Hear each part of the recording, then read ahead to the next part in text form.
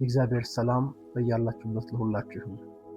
ባለፈው በአምስተኛ ክፍል ሙሉ ትምህርታችን ላይ እግዚአብሔር የዓላማ አምላክ እንደሆነና በዛ ዓላማ ውስጥ ሰዎች እንዲኖሩ ወደዚህ ምድር እንዳመጣቸው ሲመጡም ደግሞ እግዚአብሔር በሕይወታቸው ያለውን ዓላማ ካልተረዱ ሕይወታቸውን ሊያበላሹት ወይም ሊያባክኑት አቢዩዝ ሊያደርጉት እንደሚችሉ በሰፊው አይተን ነበረ።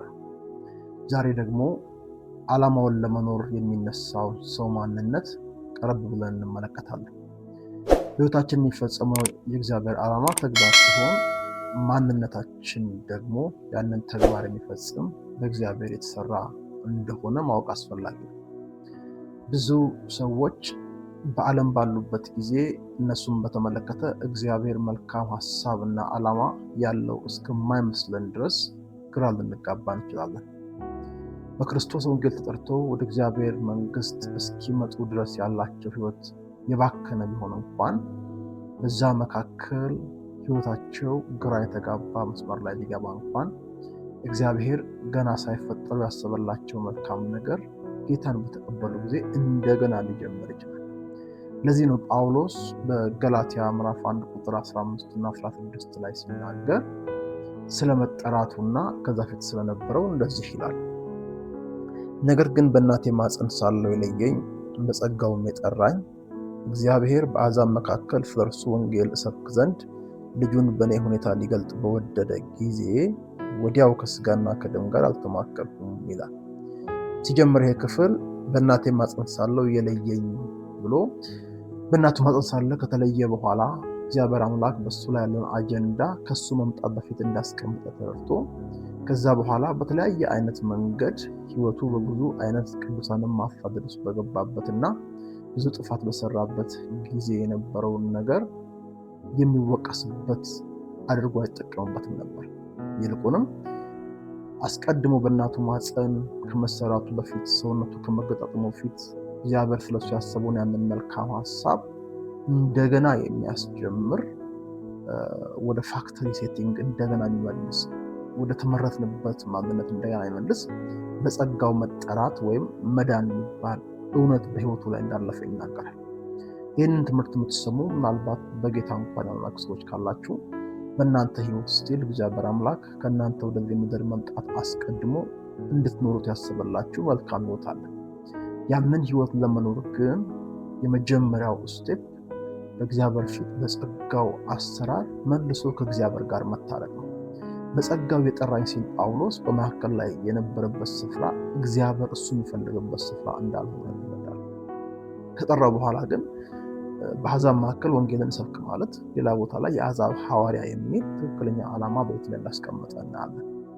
ስለዚህ በጸጋው መጠራት ያጣነውን ያንን ማንነት ኃጢአት፣ ዓለም፣ ሰይጣን፣ የዚህ ዓለም አፈራር በሕይወታችን ላይ አድቫንቴጅ የወሰደበትን ነገር ከእጃችን የወጣውን የእኛን ደስቲኒ ከእግዚአብሔር እጅ እንኳን ወጣ ባንል ልንጨብጠው ማንችለው ያን ነገር መልሶ በእጃችን የሚያስገባ እግዚአብሔር ባሰበልን መንገድ ተጉዘን ያሰበልን ቦታ እንድንደርስ እግዚአብሔር ያዘጋጀው ፓኬጅ በጸጋው መጠራት በክርስቶስ ኢየሱስ ባለ እምነት ከእግዚአብሔር ጋር ታርቆ ሕይወት ማግኘት ይባላል።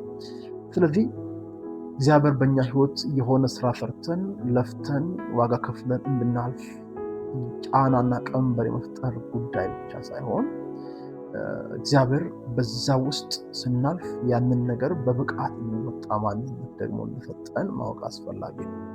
እግዚአብሔር ስራ ፈቶ እንደፈለጋችሁ አድርጉ፣ የቻላችሁትን ሞክሩ ብሎ እኛን አቅመ ቢስ አድርጎ ለዛ ዓላማ አልለቀቀም። ይልቁንም እግዚአብሔር በእኛ ሕይወት ላይ ላለው ዓላማ እንድንሆን አስተካክሎ እንደሰራን አይተናል።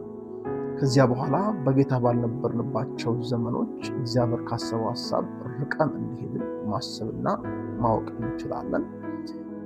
ከዛ ርቀት ተመልሰን እንደገና ከእግዚአብሔር ጋር ተስማምተን እንድንሄድ ግን እግዚአብሔር በጸጋው ጠርቶናል። በጸጋው ከተጠራ በኋላ ጳውሎስ አስቀድሞ ስለሱ የታሰበውን ነገር እንደገና ተረዳና ወዲያው ከሥጋና ከደም ጋር ሳይማከር የት መሄድ እንዳለበት፣ ምን መኖር እንዳለበት፣ ምን ማድረግ እንዳለበት፣ እንዴት መመላለስ እንዳለበት ስላወቀ ሩጫውን ጨርሶ ዘመኑን ጨረሰ። በዘመኑ ፍጻሜ ላይ ለዛ ነው ጳውሎስ ሲናገር ሩጫውን ጨርሻለሁ፣ ሃይማኖትን ጠብቄአለሁ፣ መልካሙን ነገር ተጋድያለሁ፣ እንግዲያውስ የድል አክሊል ይጠብቀኛል ያለው የሚያልቅ ሩጫ በፊቱ እንዳለ ያውቃል። ወደዛ ሩጫ ግን መልሶ ትራክ ውስጥ ያስገባው መዳን ወይም በጸጋ መጠራት ይባላል።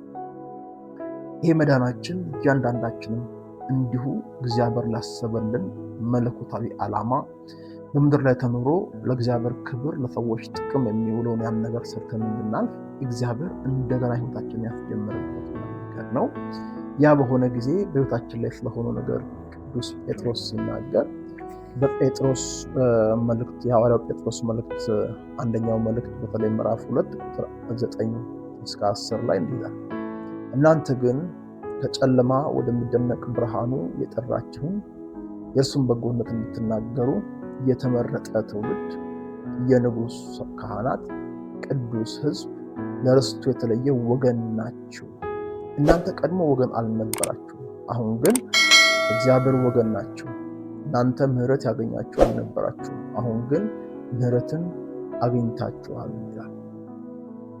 ይህ ክፍል ምሕረት ባላገኘንበት ጊዜ ወገን እንዳልነበርንና ምሕረት ካገኘን በኋላ የተጻፉትን የተመረጠ ትውልድ፣ የንጉሥ ካህን፣ ቅዱስ ሕዝብ፣ ለርስቱ የተለየ ወገን የሚሉትን መመዘኛዎችና መገለጫዎች በሕይወታችን ላይ እማናይ ሰዎች ነበር። ወዲያው የክርስቶስ ኢየሱስ የመስቀል ላይ ስራ ስናምንበት በጸጋው አድኖ ሕይወት ሰጠን። ጥለነው የነበርነውን ስንንከራተት ስንበዘበዝ የኖርንበትን ዘመን ሁሉ የሚያስረሳ በእግዚአብሔር የመጀመሪያ እኛ ስንፈጠር ወደዚህ ምድር ስንመጣ በልብ ውስጥ የነበረውን ሀሳብ ለመኖር እንደገና ለመነሳት እግዚአብሔር አስታርቆን ለርስቱ ለይቶን ቅዱስ ሕዝብ አድርጎን ቅዱስ ካህናት እግዚአብሔርን ስራ በምድር ላይ የምንሰራ ሰዎች አድርጎን እንደገና ወደ መጀመሪያው ዓላማ መልሶናል። ስለዚህ ይሄኛው ማንነት ነው እግዚአብሔር አምላክ በሕይወቱ ላይ ያሰበውን ነገር ሊሰራ ብቃት ያለው። ወዳጆቼ ማንም በክርስቶስ ቢሆን አዲስ ፍጥረት ነው ይላል እግዚአብሔር ቃል። አዲስ ፍጥረት ነው ሲል ከዛ በፊት የነበረውን በተመለከተ አሮጌ ሁሉ አልፏል፣ ሁሉ አዲስ ሆኗል ይላል። ስለዚህ እግዚአብሔር አዲስ ፍጥረት አድርጎ በክርስቶስ የሰጠን እድል አዲስ ነኝ ብለን የምንናገርና የምናወራበት ብቻ ሳይሆን ምናልባትም ሰፋ ለማድረግ ያህል የእግዚአብሔር መንግስት ወራሽ ነን ብለን የምንደመድምበት ብቻ ሳይሆን የእግዚአብሔር መንግስት ወራሽነታችን እንዳለ ሆኖ እንደውም የእግዚአብሔር የራሱ ወራሾች ነው ይላል። እሱ እንዳለ ሆኖ የእግዚአብሔርን መንግስት እንደወረሰ እግዚአብሔርን እንደወረሰ ለርስቱ እንደተለየ ወገን ግን ለሌሎች የእግዚአብሔርን መንግስት ማየትና በክርስቶስ አምኖ አንድ አይነት እድል ማግኘት በተሰማራንበት የህይወት ዘርፍ ሁሉ እግዚአብሔር በእኛ ባቀደው በኩል አልፎ እነሱን እንዲነካ እድል መስጠት ይኖርብናል። ያንን ለማድረግ ግን የመጀመሪያው ሪል የሆነው ማንነታችንን መረዳት ነው። ያ በክርስቶስ ሞትና ትንሣኤ የተሰራው ማንነት ነው። የክርስቶስን ስራ ሰርቶ ሌሎች ክርስቶስን ማየት የሚችሉበትን እድል መስጠት የሚችል ያ አዲስ የተፈጠረ ማንነት ነው። እግዚአብሔር አስቀድሞ ያዘጋጀውን መልካሙን ስራ ለማድረግ ዳግም የተፈጠረው ማንነት ነው። የህይወትን ዓላማ በሙላት መኖር የሚችል። ስለዚህ የህይወትን ዓላማ መኖር የውሳኔ የጭካኔ የምርጫ ብቻ ሳይሆን በዛ ምርጫ ውስጥ ያለ የህይወት ለውጥ የሚሸከመው ቀንበር ሳይሆንበት ደግሞ የሚኖረው እግዚአብሔርን ሊያሳይ የሚችል የህይወት ዘይቤ የምንመላለስበትን እድል በውስጣችን ይፈጠራል። ስለዚህ ይህ ወሳኝ ከሆነ ብዙ ጊዜ ሁኔታዎች፣ ጨለማው ዓለም ይህንን ማንነት ከኛ ትሰርቃለች። በህይወታችን ውስጥ ሁላችንንም አንድ አይነት አድርጋ ዓለም ትመራለች። አንድ አይነት አድርጋ ማለት አንዱን የማክበር አንዱን የመናቅ መንገድ ላይ መግባት ፈልጌ ሳይሆን በህይወታችን ዘመን እግዚአብሔር በክርስቶስ ወደ ኦሪጂናል ሀሳቡ የመለሳቸውና እስካሁን ድረስ በዓለም ሲቅበዘበዙ ያሉ ሰዎችን በአንድ አይነት ቋት ውስጥ መጨመር አይቻልም። ትልቅ ልዩነት አለ። ልዩነቱ ግን የሰውየው ብርታትና ድካም ሳይሆን ልዩነቱ ደካማ ሆኖ እንኳን የታመነበት የክርስቶስ የመስቀል ላይ ስራ በህይወቱ ላይ ያመጣለት ቤኔፊት እና ኦሪጂናል ወደነበረው ነገር ያመጣበት መንገድ። ስለዚህ በዚህ እውነት ምክንያት ማንነታችን በክርስቶስ ኢየሱስ የተሰጠን ያ ማንነት ለዘውትር ሊታወቅ በህይወታችን ላይ ትልቅ ስፍራ ሊይዝ ይገባል። እኛ ለርስቱ የተለየን ወገኖች ነን። እኛ ቅዱስ ሕዝብ ነን። እግዚአብሔር ቃል እንደሚናገር እኛ የንጉሥ ካህናት ነን። ሌላ ቦታ እንደሚናገር አዲስ ፍጥረት ነን። እኛ ወልድ ስላለን ሕይወት አለ። ልጆች ከሆንን ደግሞ የእግዚአብሔር መንግስት ወራሾች ነን። ያውም የራሱ የእግዚአብሔር ወራሾች ነን። ልጆች በመሆናችን እባብና ጊንጡን መርገጥ የምንችልበት ስልጣን ተሰጥቶናል። በምንኖርበት ዘመን ሁሉ ሰይጣን ሊያስቆመን፣ ክፋት ሊያስቆመን፣ ጨለማ ሊያስቆመን፣ ኢቭን ኃጢአት ሊያስቆመን እስከማችል ድረስ በዛ ሁሉ ላይ ብልጫ የተቀበልን በክርስቶስ ሞትና ትንሣኤ አዲስ ሕይወት የተቀበልን ሰዎች ነው። አንደኛው ወሳኝ ፖይንት ይሄ ነው፣ የእግዚአብሔርን ዓላማ ለመኖር ስንነት። ነገር ግን ይሄ በዚህ እንዳለ ብዙ ጊዜ ይህንን ማንነት ዓለም ከኛ ትሰርቅና እግዚአብሔር በቃሉና በቃሉ ውስጥ በተገለጠው የክርስቶስ ጸጋ የሰጠንን ስም ከኛ ላይ ገፋ፣ የራሷን ስም በእኛ ላይ መለጠፍ ትፈልጋለች። ለምሳሌ እግዚአብሔር እኛን ከሚያውቅበት ማንነት ወጥተን በትምህርታችን ደረጃ፣ በገንዘባችን ልክ፣ በቤተሰቦቻችን ባክግራውንድ በተለያየ አይነት መንገድ ከፀሐይ በታች በሆነ እኛ አቺቭ አደረግን በምንለው በዚያ ነገር ራሳችንን እንድንለካና እንድንገልጥ በማድረግ ከእግዚአብሔር ዓላማ አንጻር የምንኖረው ሕይወት የራቀ እንዲሆን ያደርጋል። በጣም ኃያላን ሰዎች እግዚአብሔር አምላክ እነሱን ከሚጠራበት ስም ውጪ ራሳቸውን እንዲያውቁ በማድረግ ዋጋ እንዲከፍሉ ሆነው ያውቃሉ። እግዚአብሔር ቃል ላይ እንኳን ብንመለከት በተለይ በመሳፍንት መጽሐፍ ምዕራፍ 6 በኋላ ያለውን የጌዲዮንን ታሪክ በጥሩ ምሳሌነት ማየት እንችላለን። ጌዲዮን በነበረበት ዘመን ሚዲያም አሁን ካሁን መጥቶ አጠፋኝ ብሎ ጉድጓድ ውስጥ ስንዴ እየወቃ የሚኖርበት ዘመን ላይ ኮቴ በመጣ ቁጥር መጥቶ አጠፉኝ ሲል የሚያጠፋው ሳይሆን ከጥፋት የሚያወጣው የእግዚአብሔር ኮቴ ወደሱ መጣ። ከዚያ በኋላ ያንን ኮቴ ድምፅ ሰማ። ከዚያ በኋላ ከእግዚአብሔር ጋር መነጋገር ሲጀምር እግዚአብሔር ስለ ጌዲዮን ፍርሃት፣ ስለሱ መጨነቅ፣ መሸበር ከገጠመው ነገር ተነስቶ ራሱን የማይረባ አድርጎ ከመቁጠር የሚያወጣ ቃል ተናገረ። አንተ ጽኑና ኃያል ነህ ብሎ ጌዲዮንን ሲጠራው እግዚአብሔር አምላክ እየዋሸው እያባበለው ወይ ደግሞ ያልሆነውን ነክ እያለው እንዳልሆነ በደንብ አድርገን እናውቃለን። እግዚአብሔር አምላክ ማስመሰልም መዋሸትም አይጠበቅበትም። መጽሐፍ ቅዱስም ሲናገር የዋሽ ዘንድ እግዚአብሔር ሰው አይደለም ብሎ ይናገራል። በዚህ ጌዲዮን ሁኔታው ከነገረው፣ በሚዲያም በኩል የመጣበት ሽብር ከነገረው፣ ከዚህ ቀደም የገጠማቸው ሽንፈት ከነገረው፣ ራሱ ስሜቱ ከነገረው በላይ እግዚአብሔር የነገረው እውነት ነው ብለን መውሰድ ይችላል። ጌዲዮን ግን ከዚህ ጋር ትግል ውስጥ ገባ። ቢኮዝ የማንነት ስርቆት ደርሶበት ነበር። እግዚአብሔርን ፊት ለፊት እኔ ከአንተ ጋር ነኝ ብሎ እግዚአብሔር ሲናገር ፊት ለፊት ቀረበና ጌዲዮን አንተ ከኛ ጋር ብትሆን ኖሮ በአባቶቻችን ዘመን የሰማነው ያ ተአምራት ወዴት አለ? አንተ ከኛ ጋር ብትሆን ኖሮ ማለት አይደለም ማለት ነው። እግዚአብሔር ከአንተ ጋር ነኝ የሚለው እውነት ሊሆን ይችላል። ከዚያ ተነስቶ ነው ጌዲዮን በሕይወቱ ዘመን እግዚአብሔርን ቼክ እንዲያደርግ፣ ግማሹ መሬት ጤዛ እንዲሆን፣ ግማሹ እንዲደርቅ ጠይቆ እሱ ሆኖለት፣ እንዲቀየር ጠይቆ እሱ ሆኖለት፣ የአባቱን ቤት ጣዖቶች ሰባብሮ ወጥቶ መጨረሻ ላይ 300 ወታደር ይዞ 21,000 ባለ ሰረገላ የሚዲያም ወታደርን ድል ነስቶ እስራኤልን ነፃ አውጥቶ የእግዚአብሔር ክብር እንደገና በምድሪቷ ላይ እንዲገለጥ እግዚአብሔር የተጠቀመበት እግዚአብሔር እንደተናገረው ኃያልና ጽኑ ሰው ሆኖ ተገልጦ ነበር። ያ ማለት የተሰረቀውን ማንነት ነው የመለሰለት እንጂ በዛ ጋር የተሰራለት አዲስ ማንነት ነው።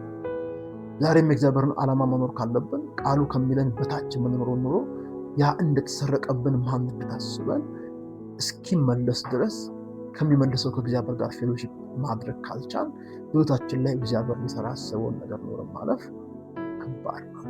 ብዙዎች እግዚአብሔርን ሲታገሉ ሲከራከሩ የነበሩት ባለፉበት ጎዳና፣ ሁኔታው፣ ሕይወት፣ ዘመን ሰዎች ስለነሱ ያሉትን ነገር አምነው ከእግዚአብሔር እውነት በመራቅ ራሳቸውን የሚለኩበትን መለኪያ የእግዚአብሔር ቃል ማድረግ አቁመው ከዛ ውጪ እና ከዛ በታች የሆኑ ነገሮች ዲፋይን እንዲያደርጓቸው እንዲተረጉሟቸው ስለፈቀዱ ዛሬ በሕይወታችሁ ውስጥ የእግዚአብሔርን ዓላማ ለመኖር ስትነሱ እግዚአብሔር ማን እንደሚላችሁ አውቃችሁ ከዛ ውጪ ያለውን የትኛውንም ስም ከላያችሁ ላይ እንደ ጌዲዮን አራግፋችሁ ለራሳችሁም ለሕዝባችሁም ለእግዚአብሔርን መንግስት እረፍት የምትሆኑበትን በእናንተ አቅጣጫ እግዚአብሔር ሊሰራ የፈለገውን ነገር ለመስራት ሕይወታችሁን ረዲ እንድታደርጉ አበረታታችሁ።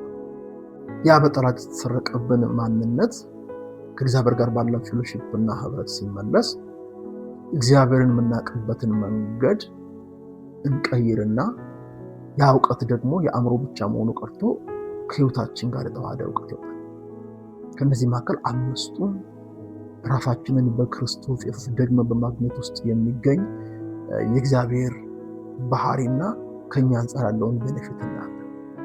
አንደኛው ተቀባይነት ያገኘ ሰዎች እንደሆነ ነው የምንረዳው። ኤፌሶን ምዕራፍ 1 ቁጥር 6ን ማንበብ ትችላላችሁ።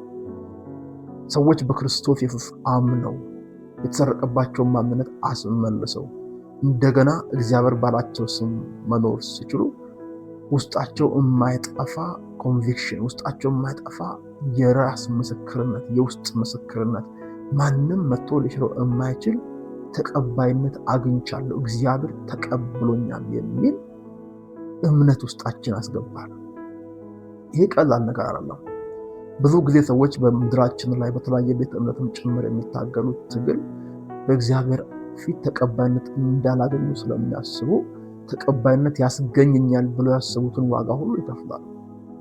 ወዳጆቼ በእግዚአብሔር ፊት ተቀባይነት የሚገኘው በክርስቶስ አምኖ የጠፋውን የኛን እውነተኛ ማንነት ማስመለስ ውስጥ እንጂ እግዚአብሔርን ደስ የሚያሰኝ ስራ በበቂ ሁኔታ ሰርተን ተቀባይነት ልናገኝ አንችልም።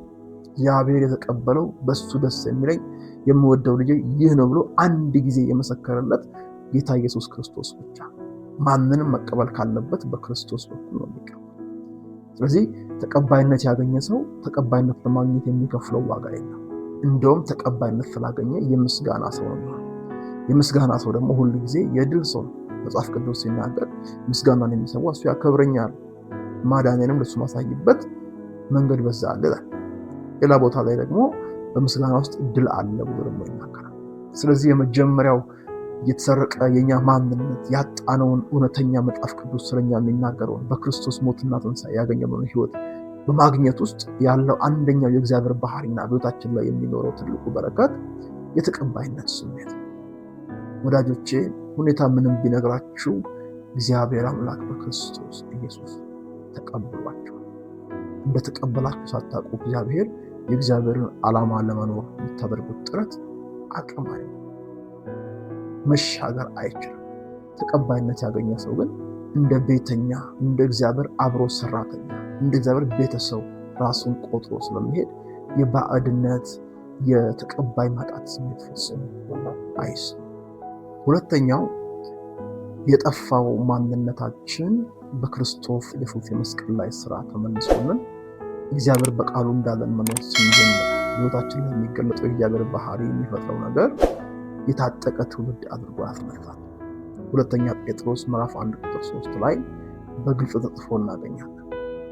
እኔና እናንተ በእግዚአብሔር ተቀባይነት አግኝተን ዝም ብለን ቤት ውስጥ የምንመላለስ ብቻ ሳይሆን ተቀባይነት አግኝተን ለእግዚአብሔር የሚሆን ስራ በህይወታችን ያለውን ዓላማ ለመኖር ስንነሳ በራሳችን አቅም የምንራመድ ሳይሆን ተቀባይነትን በፊቱ ያገኘነው እግዚአብሔር በሚያስፈልገን ነገር ሁሉ አስታጥቆ በዚህ ምድር ለመኖርና የእግዚአብሔርን ዓላማ ፈጽመን ለማለፍ በቤት ውስጥ ስንነሳ ከሱ አንጻር የሚጎል ትጥቅ እስከማይኖር ድረስ በህይወታችን ላይ አሟልቶ አስቀምጦ የእግዚአብሔር ቤተሰብ ሆነን ተቀባይነት አግኝተን ለእግዚአብሔር ዓላማ ለመኖር ስንነሳ በፍጹም የሚጎል በፍጹም የሚያንስ ትጥቅ እስከማይኖር ድረስ መንፈሳዊ ትጥቆችን ከእግዚአብሔር ዘንድ ተቀብለናል። ይሄ በጣም ውስብስብና ግራ የሚያጋባ ነገር አይደለም። ለምሳሌ ስለ መንፈሳዊ ውጊያ ሲናገር የእግዚአብሔር ቃል በዕቃ ጦሩ እንድንታጠቅ ይናገራል። ዙሪያችንን ህይወታችንን በዕቃ ጦሩ እንድንሞላ ይናገራል። ከሚያነሳቸው ነገሮች መካከል ብዙ ቢመስሉም በጣም የሚገርመው አንድ ዕቃ ጦር ብቻ እንዳለን የመዳን ራስ ቁር ማድረግ እንደሚገባን ይናገራል። የመዳናችን ራስ ክርስቶስ ኢየሱስ የጽድቅ ጥሩር እንድናደርግ ይናገራል። እዛው ጋር መጽሐፍ ቅዱስ ሲናገር እኛ በእርሱ ሆነን የእግዚአብሔር ጽድቅ እንሆን ክርስቶስ ስለኛ ኃጢአት እንደሆነና ጽድቃችን እሱ እንደሆነ ይናገራል። የእውነት ቀበቶ ታጥቃችሁ ይላል መጽሐፍ ቅዱስ። ግልጽ ነው። እውነትም መንገድም ህይወትም እኔ ነኝ ያለ ስቲል ኢየሱስ ነው። የእምነት ጋሻ። ልክ አብርሃምን እኔ ላንተ ጋሻ ነኝ እንዳለው ጋሻ ማለት በጠላትና በእኔ መካከል የሚሆን ነገር ነው። ጠላት ሲወረውር ፈቃድ የሚያገኘው ጋሻውን እንደሆነ ሁሉ እግዚአብሔር ጣልቃ ገባለሁ ብሎ ጋሻ እንኳን ራሱ ኢየሱስ ነው። የወንጌል ጫማ ብንል ወንጌል ስለ ኢየሱስ ነው። የእውነት ቃል ቢሆን እሱም ስቲል ኢየሱስ ነው። በክርስቶስ ኢየሱስ ያገኘው ማንነት እነዚህን ነገሮች ኤኒታይም ፒክ ማድረግ እንድንችል ኳሊፋይ አድርጎናል። ስለዚህ በክርስቶስ ኢየሱስ አምነን የተወሰደው የተሰረቅነው የተዋሸነው ውሸት ተገፎ የእግዚአብሔር ልጅነታችንን ሪስቶር ስናደርግ ኢሚዲየትሊ በሕይወታችን ላይ የሚሆነው ነገር ምንድነው? ተቀባይነት ማግኘት። ከዚያ በኋላ ደግሞ ከተቀባይነቱ ባሻገር ተቀባይነት ባገኘንበት መንግስት ውስጥ በነፃነትና በክብር እንድንመላለስ በቂ ትጥቅ ከእግዚአብሔር ዘንድ ተቀበለናል። ያ ትጥቅ ለእግዚአብሔር ዓላማ ለመኖር የሚያስፈልግ ትጥቅ፣ ከዛ በላይ ትጥቅ አያስፈልገንም። ከሚያስፈልገን ትጥቅ ውስጥ ግን አንድም ደግሞ አይጎልም። ሁለተኛው መታጠቅ። በእግዚአብሔር ቤት ተቀባይነት ካገኘን በኋላ ከታጠቀን በኋላ የሚያስፈልገን ሹመት ወይም ስልጣን ደግሞ ኃይል አለ ስልጣን፣ ስልጣንም አለ ኃይል ማድረግ የሚገባንን ነገር እንዳናደርግ እንቅፋት የሆነ ትልቅ መኪና የሚነዳን ወፍራም ሹፌር ቀጭን የትራፊክ ልብስ የለበሰ በዛ ቦታ መንግስት ስልጣን የሰጠው ሰው ሊያስቆመው፣ ሊቀጣው፣ ሊያርመው፣ ሊያስረው ይችላል። ከዛ ከተሾመው ጀርባ ያለ ሿሚ ሁል ጊዜ ራሱን በሾመው ሰው በኩል የመግለጥ ቴንደንስ ያለ ፍሬ እንድናፈራ እግዚአብሔር እንደሾመን በዮሐንስ 15:16 ላይ እና እንዲሁ ዕብራውያን 12:28 ላይ ይናገራል።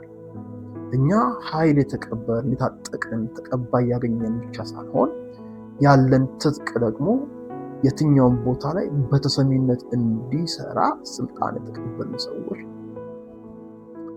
በእኛም ህይወት በእግዚአብሔር መንግስት ተፈራል። በተለይ ደግሞ የእግዚአብሔርን ዓላማ ኖረን በመንግስት ውስጥ ማለፍ ስንነሳ ከኃይል ባሻገር ከትጥቅ ባሻገር እግዚአብሔር ስልጣን ሰጥቶናል። ያኔ በኢየሱስ ስም የምናደርገው ነገር ሁሉ በመንፈሳዊ ዓለም ላይ ብልጫ እንዲሰጥ አጋንንትን በኢየሱስ ስም ብለን ስናል እንዲወጣ ከዛም ውጪ የሚቃኑ ነገሮችን በመንፈሳዊ ዓለም እንድናቃና የሚያደርግ ሶስተኛ የተቀበልነው በማንነት መመለስ ውስጥ ያገኘነው ነገር ስልጣን። አራተኛ በዚህ ማንነት ውስጥ የተቀበልነው ህይወት ጽናት ነው።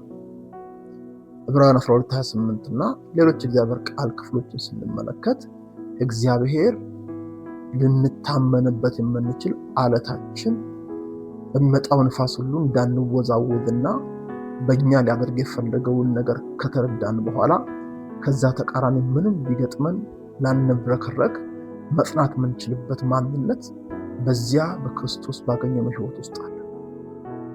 እሱ አለታችን ነው። መጽሐፍ ቅዱስ ሲናገር እሱን የሚሰማ ሰው በእርጋታ ይቀመጣል። ለዛ ነው የሚሰማኝ በእርጋታ ይቀመጣል ከመከራ ስጋትም ያርፋል።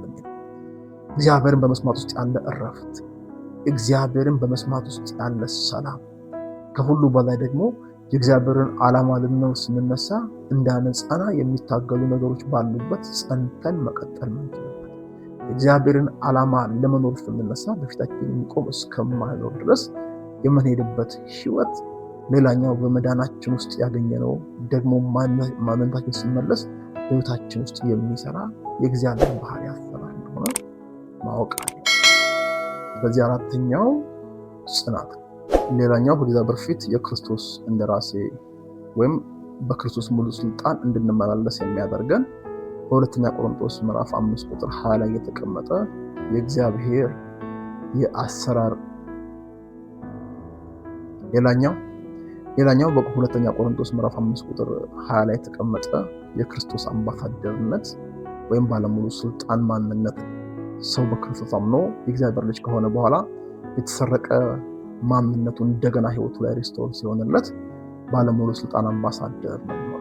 ያ ማለት እንደ ራሴ ነው ቃሉ፣ እንደ እርሱ ሆነን በዚህ ምድር ልንመላለስ እርሱ በዚህ ምድር ቢኖር የሚያደርገውን ነገር በኢየሱስ ስም እያደረግን ለእግዚአብሔር ክብር ለሰዎች ጥቅም መኖር የምንችልበትን የእግዚአብሔር መንግስት ተወካይነት በምድር ላይ እንዳገኘ ሰው ነው የምንመላለሰው። ያ ማለት በአሜሪካ አምባሳደር ላይ አደጋ የሚያደርስ በአሜሪካ ላይ ጦርነት እንዳወጀ እንደሚቆጠር ሁሉ በሰማይ አምባሳደር ላይ የሚነሳ የትኛውም ስፒሪቹዋል ውጊያ ከሰማይ እንደዛ አይነት አጸፋ እስኪጠብቀው ድረስ ህይወታችን በዚያ መንገድ በእግዚአብሔር ፊት ሊቀመጥ የሚችልበት መንገድ ላይ ይደርሳል።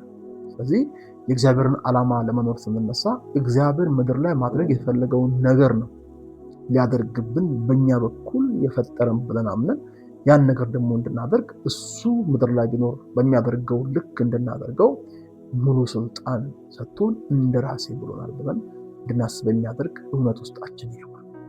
ስለዚህ እግዚአብሔር በሕይወታችን እንዲፈጸም የሚፈልገው ዓላማ ይፈጸም ዘንድ ዓላማውን ከማወቅ ባሻገር ያንን ዓላማ መኖር የሚችል የእኛም ማንነት መረዳት በድል ዓላማውን ጨርሰን እንድናልፍ ያደርጋል።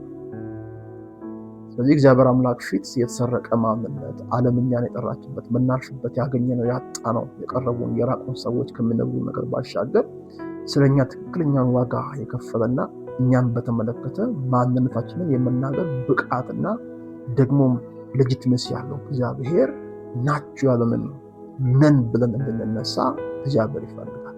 ከእንደዚህ አይነት ከእግዚአብሔር ቃል ውጭ በሆነ መንገድ ራሳችንን ካየንበት ነገር ያወጣን የእግዚአብሔር አፈራር ደግሞ ካወጣን በኋላ በፊቱ ተቀባይነት ያገኙ የታጠቁ ስልጣን ያላቸው ጽኑዋንና ደግሞ እንደራሴ አድርጎ በምድር ላይ ያሰማራቸው እሱ መስራት የሚፈልገውን ነገር በእነሱ በኩል ሊሰራ እድል ያገኙ እንደሆነን አስበን እርምጃ ስንወስድ እግዚአብሔር በሕይወታችን ዘመን ልክ እንደ ዳዊት እግዚአብሔርን ፍቃድ ካገለገልን በኋላ እንድናንቀላፋ እድል ሰጥቶናል ማለት ነው።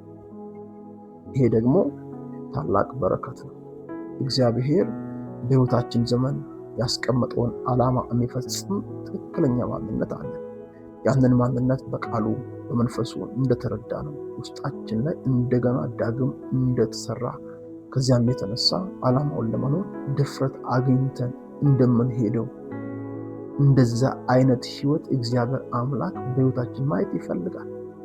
እሱ ከፈለገ ደግሞ ሌላ የማይፈልግ አካል እንኳን ባይኖር ነገሩን ከማድረግ ማስቆም አይችልም። የመጨረሻ ይህንን መከልከል የሚችለው ከዚህ ሀሳብ ጋር ተስማምቶ ፈቃዱን ለእግዚአብሔር መስጠት የሚችለው ፐርሰን ብቻ ነው። ያ ማለት እኔና እናንተ ወዳጆቼ። እግዚአብሔር በእኛ ላይ ዓላማ አለ። ደግሞም ለዛ ዓላማ መኖር የምንችል በጸጋው በጠራን ጊዜ ለዛ የሚሆን ትክክለኛ ማንነት ሰጥቶናል። ያንን ማንነት እንደገና መልሰን ከእግዚአብሔር ጋር መሄድ ነው። ሻሎም